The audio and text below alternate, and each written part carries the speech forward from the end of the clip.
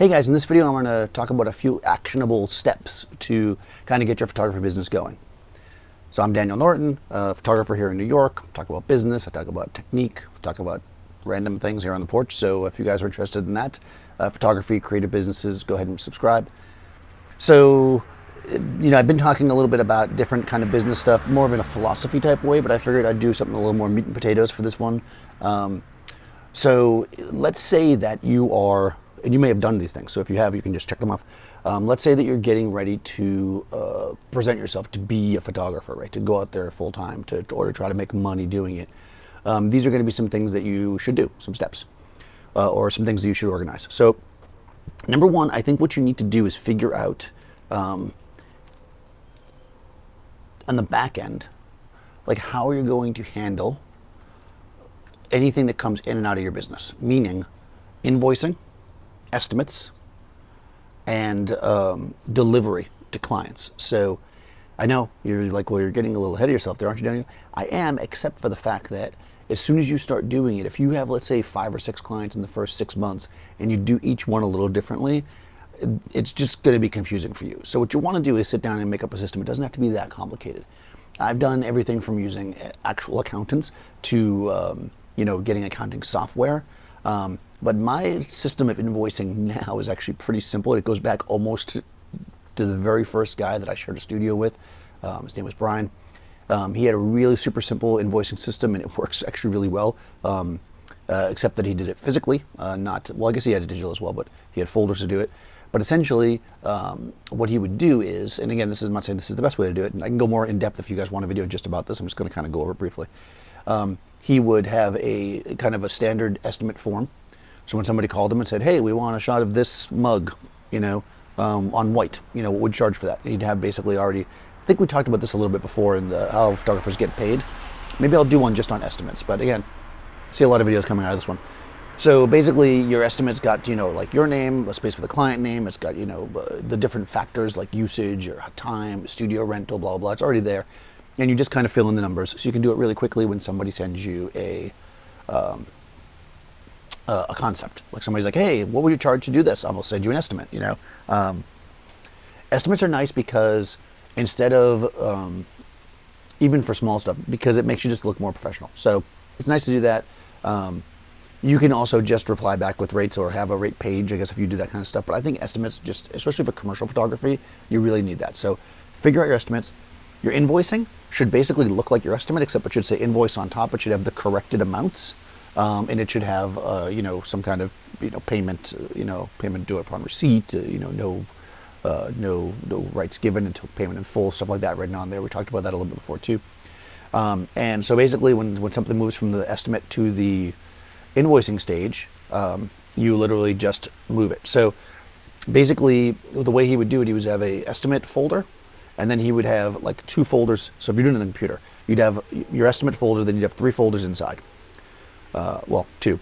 You'd have outstanding, like basically for approval, and then you'd have, you should have accepted and then denied is how you would do it. So 3 folders, I was right there.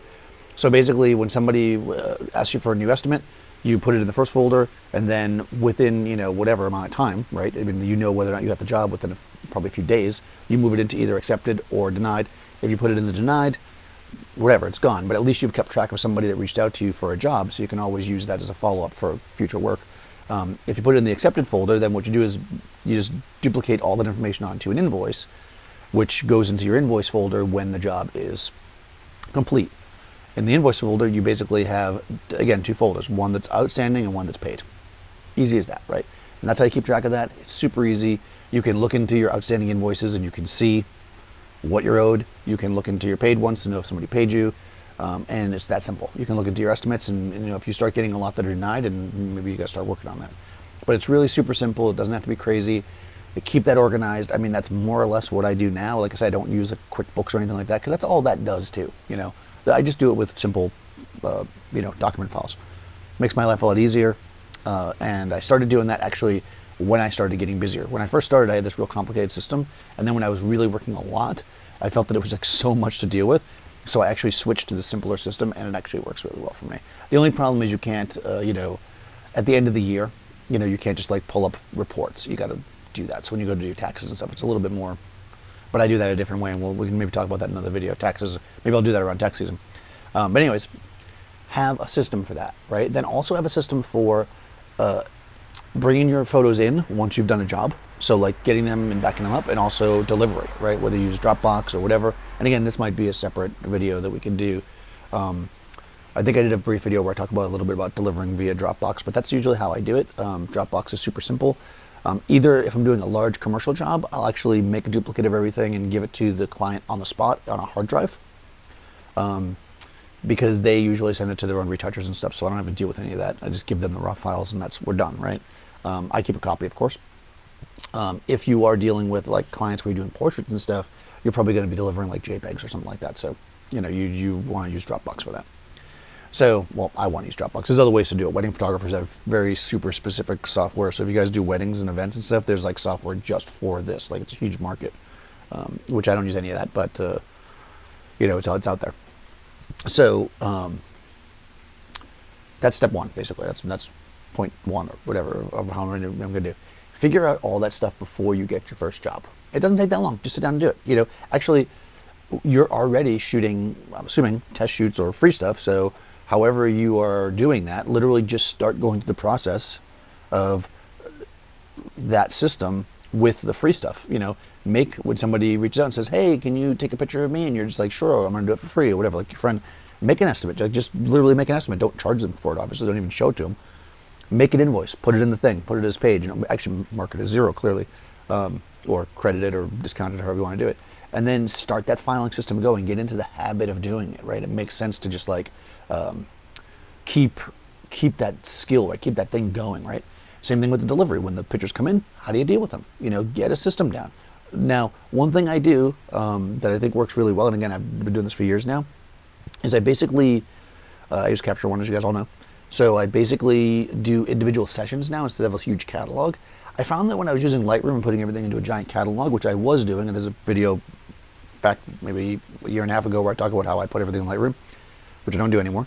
I found that the catalog started getting so gigantic, it was acting goofy, like even with my newer computer. So I decided that it would be easier just to do this separately. But then I was like, well, geez, how do I find? Because that was the advantage of having one large catalog, right? How do I find stuff? So what I started doing was I take every time I do a shoot, I name it the year, so the day and then the month. So let's say it's the 5th of June of 2019. I would say 190605, right? Now I leave space and then I put the description of the thing. So let's say it's a portrait of you know, John Smith. Portrait of John Smith, I might put another note on there too, like it might be like, if it's for a magazine, I might say like Time Magazine, right? And I name the folder that. Those are all keywords I can then search with just using the Mac OS, right? I can find that anywhere. And automatically, so I drop everything in my photo shoots folder, and because I name them that way with the year first, blah, blah, blah, they're actually in order. So I can go through them. So if I remember, oh yeah, I know I shot it in June, I can look for just June's. I remember I shot that 3 days after I shot the photo shoot of, you know, Frank Weber. You know, I can then, you know, look for Frank Weber's, you know, you can do it that way. That's super, super easy. And then it just keeps everything organized. That's how I'm doing it. And I actually, when I put them in Dropbox to deliver, I name the delivery folders the same, you know. So that way everything lines up and blah, blah, you know, so it works out. So that's how I do it, and you'll have your own system. But you want to determine that system before you really get going.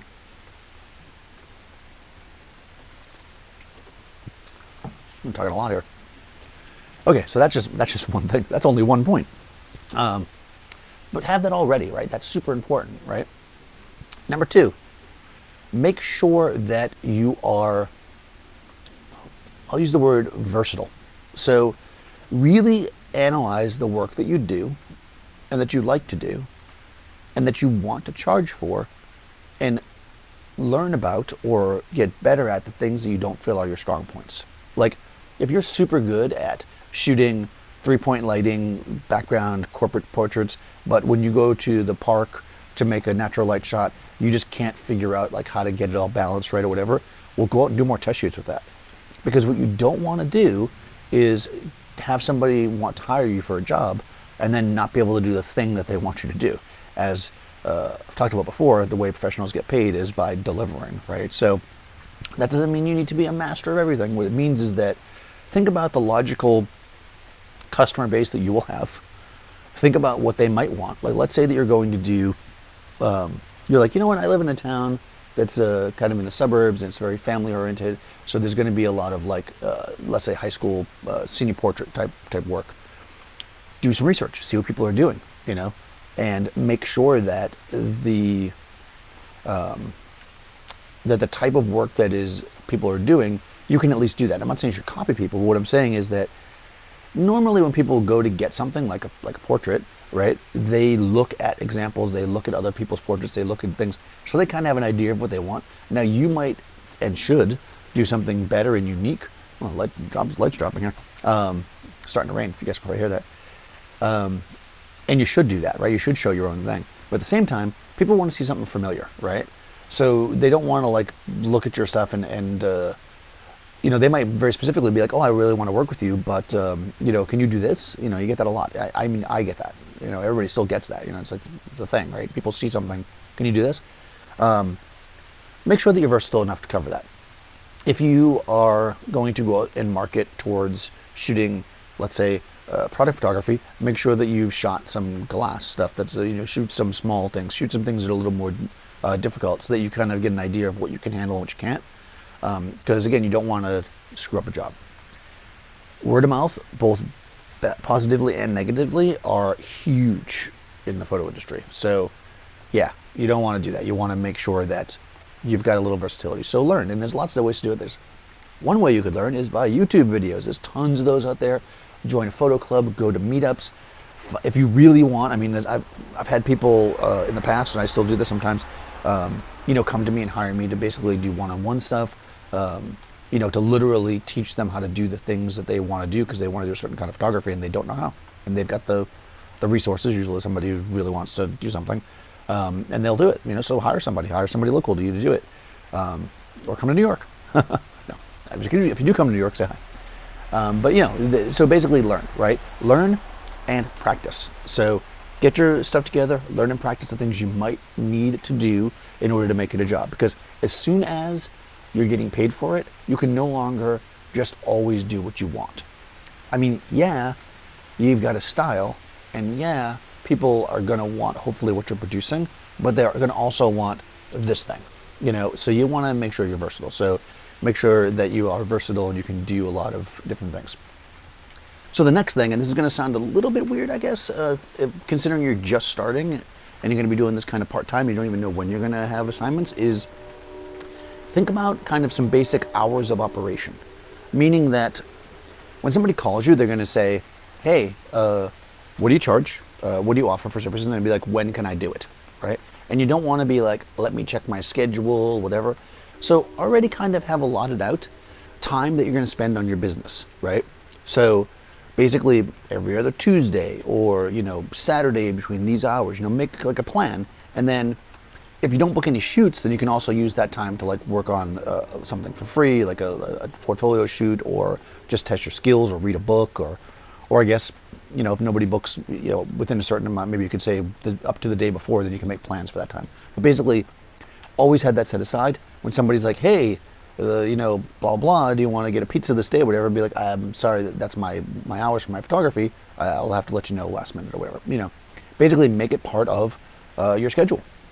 Already set yourself up so that you're already basically doing it. If you just kind of say, I'll take the jobs as they come, then you're not treating it seriously, right? So have hours of operation. They don't have to be any time, and obviously they can be flexible. If you're like, well, I do it every other Tuesday evening, and they're like, oh, can you do it on a Wednesday? You could be like, well, let me check. You know, then now it's not weird because you've already given them some options, and you know they weren't able to do it, so now you got to work your schedule. So the next thing you want to do is to, and you're probably going to say, well, you should have done this first. The next thing you're going to do, though, is now you're going to want to put yourself out there as a business. So if you're already like doing pretty well, like let's say on Instagram, you're not going to want to start a new page. That's for sure. But you definitely want to establish yourself. And I think one of the best ways to do this is to have some kind of a website. I get that most people, and even me, when people ask me, oh, can I see your work? I just send them to my Instagram. But At the same time, I don't do that if it's a commercial job. Commercial clients I send to my webpage. And even if your webpage literally just points back to your Instagram, right? I mean, it's like the idea is just that you spent the time, the money, the effort to get your own URL, myphotographybusiness.com, and your professional email at that URL. So, info@myphotographybusiness.com, right? It just shows that you made that effort. People want to know that if they're paying you, that you're serious, right? And if you've got this like Instagram handle, that you made up when you were in, sixth grade, or some kind of silly little cartoony thing or whatever,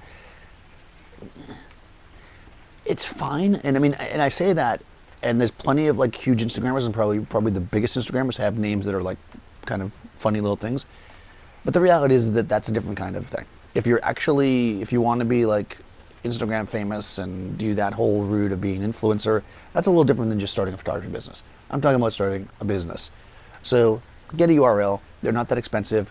And again, you can point it just about anywhere. So you could theoretically point it directly to either a portfolio page that you have. Some of them give you a free page to put up, so it doesn't actually cost anything. You could send it to you could do like make a page on Blogspot or one of those kind of things, and which is also kind of fun because you could show your work as a blog. You could send them directly to Instagram. You could send them to a lot of different things. So I think having the URL and all that stuff is really important. A lot of people might say get a logo and stuff like that, which I think is kind of useful. But it wouldn't be something that I would say is this step. Well, I think you're just getting to that point now. Like, I think you can get your URL and stuff before you get a logo. Just keep it really simple. Like I said, point it somewhere else. The next step is get a logo. Yeah. So basically, you want to think about your brand, and I get that maybe you don't know, maybe you're not sure, right? Maybe and you don't necessarily want to invest a lot of money, which you don't need to. There's a lot of sites that there's freelancers on there that are new, or that are students or whatever, that are willing to work for a little bit less money. And again, you can also put yourself on these sites to get some of your first work. And you can find somebody that'll do a decent job doing a logo, relatively inexpensive, because they want the experience and they're starting, right? Just like anybody else in the creative business, right? When you're first starting, you sometimes have to do stuff a little bit cheaper in order to get some recognition out there. So maybe you go to like one of these sites like Fiverr. I've never used Fiverr. I've seen it advertised a whole bunch. So, I mean, I don't know. I don't think it's actually $5 though, based on what I've read about it. So don't think you're going to get something for $5. But basically, if you spend $100 or $150 hiring a graphic designer to make you a simple logo, that's money well spent, I think. So, or you just do it yourself, if you feel like, depending on how you want to market yourself. I think this is especially important if you're going to use some kind of a brand name, Arrowhead Photography, or, Aperture Photographics, something like that. If you're using your name, then I don't think it's as important, but, my logo is basically just my name, so it's just my name and the font that I use, which I did actually hire a designer years ago to kind of make all my stuff the same with the same font and everything. So, it's as simple as that. I think what you can do though from that, well, if you look at something like Onset, like we had a graphic designer design that logo, right? So that's a very specific logo. That's a little side sweep there, right? So it depends on what you're doing, and obviously, if it's something like that, you're gonna want a logo. So get some kind of a logo, or work with a designer to create something that's a little bit more interesting. Again, just so your website stands out now, so it doesn't just, even if you're just pointing it to your Instagram, you can put the logo in your little thingy, or whatever, if you want. I think that that's super important, right? The other thing that you probably want to do is start to establish a presence in the communities to which you are going to start charging. So what I mean by that is, if you just walk into a place and you're just like, buy my stuff, people are usually just going to turn a deaf ear to it unless they really need it, and it just happens to be lucky, right? What you need to do is make yourself part of the communities that use your service. So let's say, for instance, you want to shoot band portraits of musicians, right? Well, start going to shows, right? Maybe, I would assume that if you want to shoot band portraits of musicians, you're already doing this, but let's say that you're not for some reason. I don't know, maybe you just think it's a good idea. Go to shows, hang out, meet people, shake their hand, buy their CD, talk to them. And then in the conversation somewhere, I'm a photographer, not like boom, boom, boom. It's just like they'll eventually ask you, as you become more friendly in this community, people will ask you what you do. And when they do, you're a photographer. Oh, really? Can I see your work? Here's my URL, myphotographybusiness.com, right? Basically, now you're kind of putting yourself out there, right? At this point, too, business cards are probably super useful. I like Moo. If you guys haven't used it, MOO, it's easy. Maybe I'll put a link. I almost always forget to put links in these videos, so sorry guys. I will try to put links for the things I say. Moo is great. They make a lot of different business cards. They're good for photographers because you can put your photos on there. You can do a lot of cool stuff with it. So I like Moo a lot. There's probably other people out there that's free stuff. If you get your cards for free and they have somebody's logo on there, don't do that. Just don't. Like that, nothing looks cheaper than that. Just pay for some cards. They're not that expensive. Be careful. I don't want to say careful. Be thoughtful of who you give cards to, right? So if I'm using Moo, I think the cards end up costing 50, 60 cents a piece. I don't just randomly throw them out. I'm just like, hey, here's my card, blah, blah, blah. You give them to people that seem interested. When you first meet somebody and they're just like, oh, you're a photographer. Oh, yeah. It's not like, here's my card. It's more like if there's somebody that might actually use your service, right? And then in addition to that, again, you can just give them your handle or your URL. And a lot of times people will just, in fact, a lot of times people try to give me a card, I just write it down on my phone because I lose cards all the time and I don't really want to take somebody's card because I got no place to put it. So, that'll probably work too, but just having the cards there just gives you that little boost, right? So you're investing, now you've maybe spent a few $100s max to get yourself a URL that you can have, a designed logo and business cards. You have your plan, so when you do actually get working deliveries, right? You have your invoicing and stuff, so when people reach out to you, you'll have your hours of operation, so you know when you're available. And from there, you can start to actually say, hey, I'm going to make this effort to do this photography business. Make sure, too, that you keep track of the money that's coming in. It's easy, especially in the beginning, when people possibly are paying you cash because they're your friends or it's like small things or whatever, to just throw it in with the rest of your money. And that's fine. You don't have to start a separate bank account. I don't necessarily think you need to do that until you get going a little further. But definitely keep a record of all the money coming in for the business because you need to make sure that you're paying your taxes.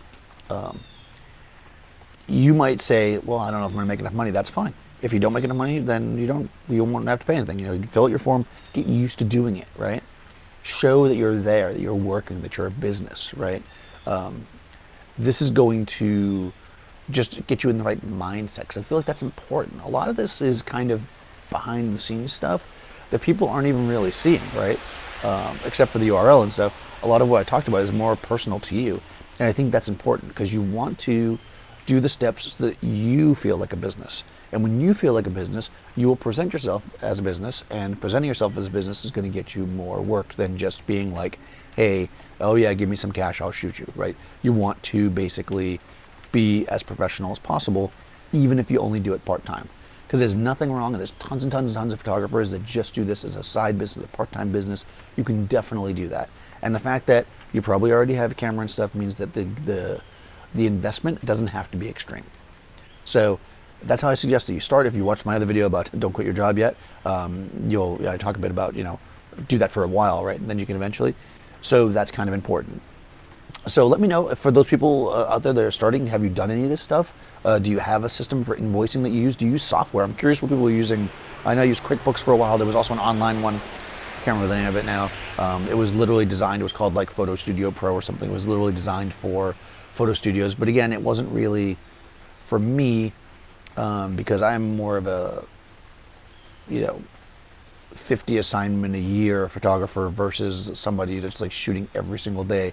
So I didn't really need that level of accounting, but it depends on the kind of stuff you do. Anyways, let me know what you're using for software. Let me know if you guys have logos. Let me know if you guys do URLs or if you just think that sending people your Instagram is fine. Be super curious. I'm also curious who is watching this that has actually already started their business, and how many of you are gonna start or you plan on starting. So hit me up in the comments there. Let me know some more questions. Let me know what else you guys want to know. I'm making a bunch of these business videos. So we're going to I'm going to maybe do another one today if I can. I'm going to try to do a bunch of these. So we'll kind of keep the business flow going. So if there's questions, I'll kind of insert them as we go. And yeah, thanks for watching, guys. Subscribe if you haven't already. Ring the bell and all that. And I'll see you next time.